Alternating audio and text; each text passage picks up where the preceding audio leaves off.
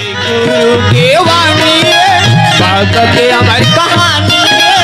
ये गुरु की वाणी है, भक्त की हमारी कहानी है।